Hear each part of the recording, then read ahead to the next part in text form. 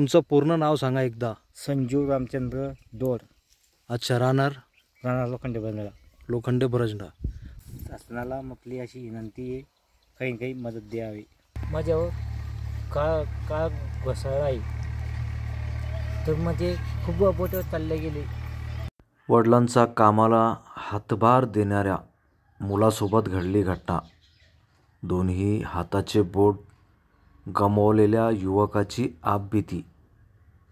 जालन्याच्या भोकरदन तालुक्यातील बरंजळा गावातील संजय रामचंद्र दौड यांचे वडील पूर्वी ऊसतोड करायचे.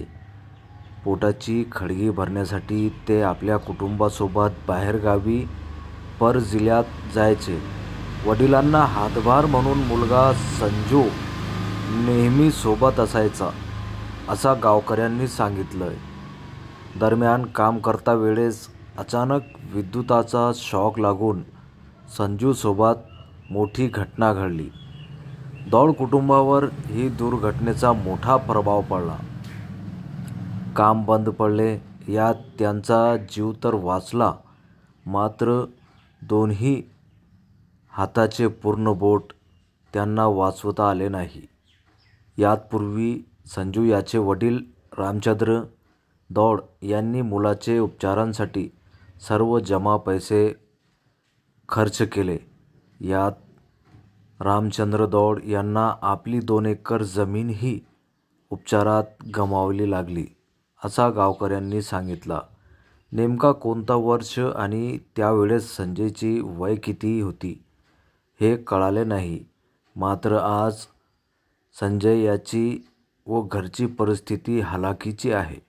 दोन्ही हाताचे पूर्ण बोट नसल्याने काम करता येत नाही.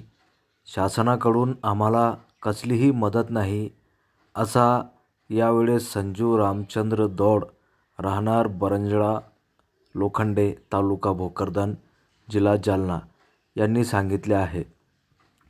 शासनाकडून मदत मिळाली तर मोठा हातभार लागेल, असा यावेळेस त्याने सांगितला. मित्रांनो, व्हिडिओ आवडला असेल तर नक्कीच इतरांना शेअर करा, कमेंट करा आणि लाईक करा.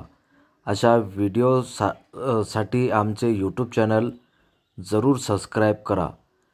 मित्रांनो, तुम्ही आम्हाला इंस्टाग्रामवरही फॉलो करू शकतात. आमची इंस्टाग्राम ID आहे इम्रान खान TV न्यूज. तसेच तुम्ही आम्हाला फेसबुकवरही फॉलो करू शकतात, इम्रान खान भोकरदन. धन्यवाद.